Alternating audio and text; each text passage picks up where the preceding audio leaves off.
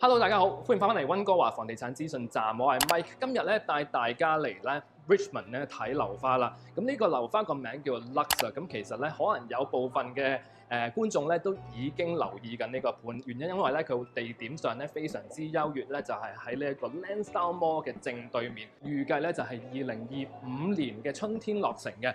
有啲客人就可能會問我啦，就係話咁如果佢咁嘅話，同對面嘅 Lansdowne Centre 上面嗰個上蓋起緊嗰個咪會 conflict 咯？會唔會冇比佢咁優越咧？你問得非常之好。點解咧？就係話我哋而家咧講緊將會開賣呢個 Luxe 咧，喺2025年嘅年初咧落成，而 Lansdowne 嘅呢個 project 咧，因為佢需時比較長啊，佢嘅規劃方面啊，同埋入職嗰方面咧，需要比較長啲嘅時間，所以講緊大約2025年度咧先至會 launch 佢個 project。咁變咗咧，其實到時佢要 launch 嘅時候咧，我哋 Luxe 咧已經起好咗嘅時候咧，變咗你着中司機咧，你個價錢咧就自然會平過人啦。咁所以其實咧講咧買 project 咧都係講緊佢個升值潛力啦。咁所以咧喺呢一方面咧 ，Luxe 就會有呢個勝人一籌嘅地方啦。咁陣間咧我就會講多啲咧，就係關於佢嘅發展商啦，講下佢嘅個地點啊，同埋咧戶型啊，當然睇示範單位啦。咁好多嘢咧都同大家詳細講解嘅。咁如果有興趣咧，記得睇埋落去啦。記得啦，如果中意我哋頻道咧，就係 like 我哋 video 或者 subscribe channel，hit 埋個鬧鐘仔。有咩問題留言歡迎啲 comment 啦，或者 WhatsApp WeChat 我都可以嘅。加埋落個 Facebook page， 所有資訊你第一時間收到，同埋咧就係分享俾你有興趣睇嘅家人或者朋友睇啦。咁而家事不宜遲啦，我哋而家即刻睇樓啦。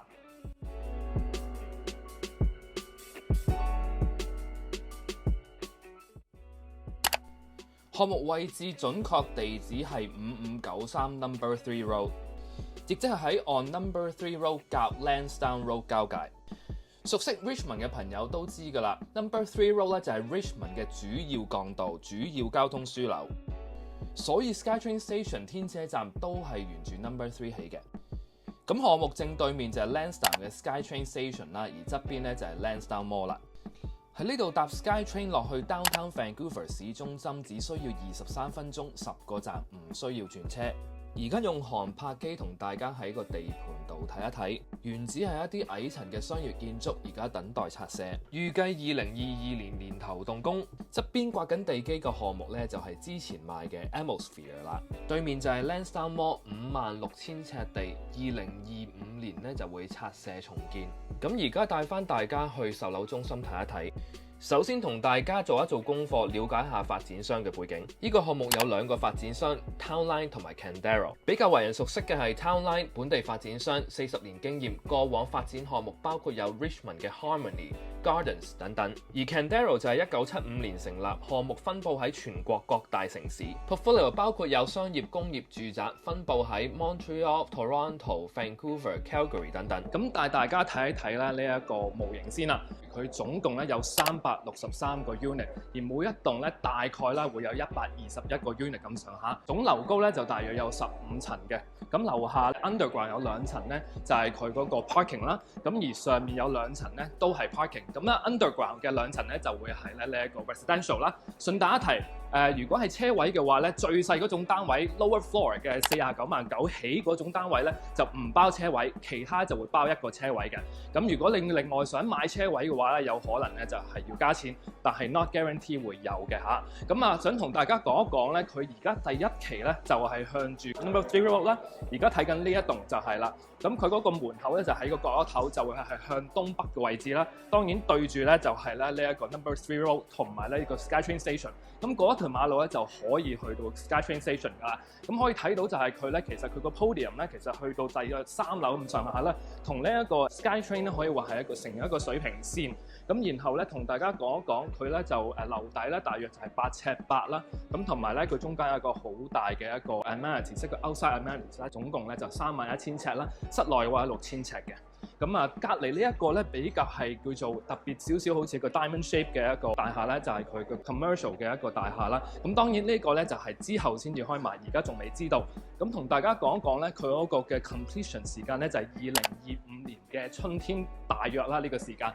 佢哋通常咧就會咧喺3棟咧3棟咧都會差不多時間咧就會落成嘅。咁我哋今次買緊第一棟，咁其實咧講緊第2棟咧就會喺後面。咁值得一提嘅地方就係乜咧？嗱，呢一個咧就係嗰個 commercial unit 啦。commercial 咧咁上面咧就會係啲 office 啦，下低咧就係啲 retail 嘅 spaces。咁但係如果係想買 commercial 嘅朋友咧，可以聯絡咗我先。不過咧就仲未有咁快咧開賣㗎嚇。咁所以咧可能你要按一個 wait list 啦。咁同埋同大家講啦，當然佢位置方面非常之方便啦，而佢對面咧就係 SkyTrain Station 嘅，頭先有提及過。咁可能有啲客人咧就會問我關於安全嘅問題啦。咁呢個問題非常之好。第一樣嘢就係話咧，佢呢啲 pedestrian 咧，呢一啲嘅行人路咧，呢一啲嘅室外嘅商場位置咧，喺夜晚嘅時候咧就會有一個機咧會閂咗，咁所以變咗咧啲閒雜人等咧唔可以深夜咧走入去入面留連啦。咁所以咧喺治安方面或者喺嗰個保安方面咧都叫做有啲嘅好處嘅。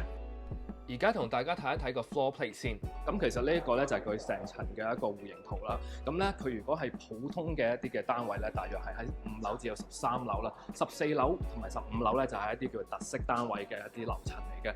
咁啊佢其實咧就係每一層咧，如果講緊 regular 嘅一個層數咧，就係2梯10伙嘅。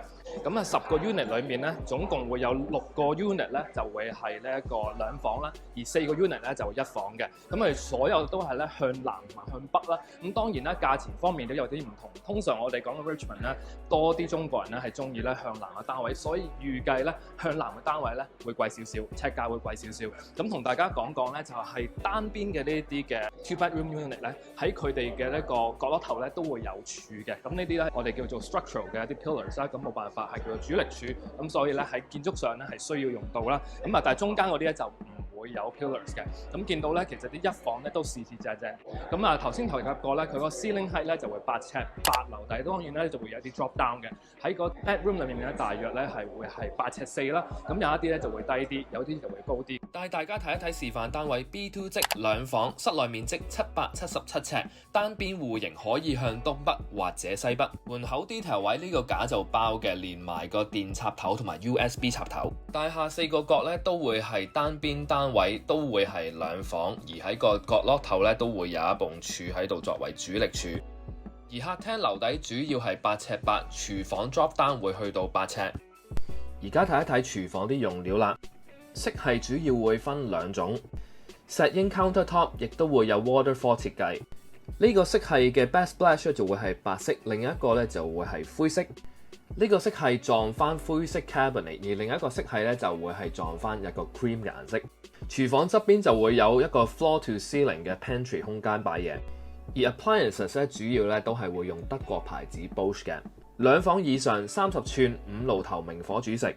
咁同大家咧講一講咧佢呢一個廚房先啦。咁廚房都有一啲嘅 features 係可能同其他嘅 project 都差唔多，但係都想同大家講講嘅。而家睇到嘅呢個 color scheme 咧就係所謂嘅淺色系啦。其實咧最主要就分別就係呢個 countertop 咧就會係深色啲嘅灰色啦。咁但係咧佢呢一個嘅 cabinet 咧就會係一種 cream 嘅 color 嚟嘅，咁就會淺色啲。咁啊加上咧佢嘅地板咧就會係咧深色啲嘅 laminate flooring 啦。咁同埋咧就係佢啲爐頭咧就大約咧會係呢個就係2房 size 嘅爐頭啦，就係30寸嘅明火煮食啦，5爐頭啦。咁如果係啲細單位咧就會24寸嘅4爐頭嘅，同埋咧呢一個嘅雪櫃咧亦都係一樣，都會咧由30寸，而家係30寸啦，就會變成咧去到24寸。所有嘅用具咧都係用緊 Bosch 嘅。跟住睇一睇啲 floor plan 同埋價錢啦。1房單位主要分佈喺南北兩邊，尺數由498尺至到544尺，價錢由499900起。唔包車位，如果係高層嘅話咧，包車位就係549900起。2房單位687尺至到813尺，價錢係由788,900起。有好幾隻即揀，有單邊有唔係單邊嘅，都會包1個車位。3房單位供應極少數，每棟只得2個，而尺數咧就係919尺，價錢由999900起。首輪認購買家會有優惠，詳情歡迎私信我。大廈會有冷暖氣，冷氣會用 heat pump， 包括喺管理費度，而管理費預計6毫6紙1尺。包冷暖氣、明火煮食嘅天然氣、熱水、園藝、管理、鏟雪、會所等等。廁所都有好多 detail 位，包括有佢嘅 lower mount lighting 咧係用 motion sensor 自動感應。同埋 shower 側邊呢個玻璃門打開啱啱好可以較正，就唔怕撞到個廁所位。呢個項目嘅露台咧都係空間比較多嘅，一房嘅平均室外空間咧接近咧130尺。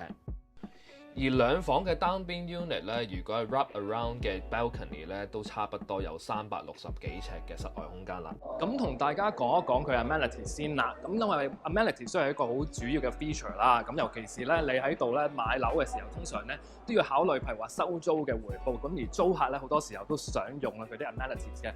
amenities wise 咧，咁佢喺 outside 嘅 area 咧就總共有話31000尺嘅一個 space 啦。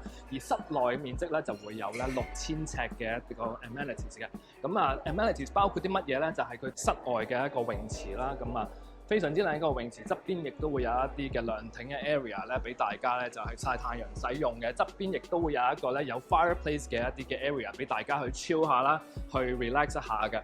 咁啊當然春夏秋嘅時候可能先會用到啦。室內裏面咧亦都有6000尺嘅空間俾大家使用，包括咧就係佢有一個 gym 啦，唔少得噶啦。咁同埋咧就係咧會有咧呢一啲嘅 lounge 嘅 area 啦，室內嘅一啲嘅 party room 啦，同埋有一啲嘅琴室啦，仲有一啲嘅meeting room 都有嘅。咁啊所以咧就非常之方便啦，啱租客。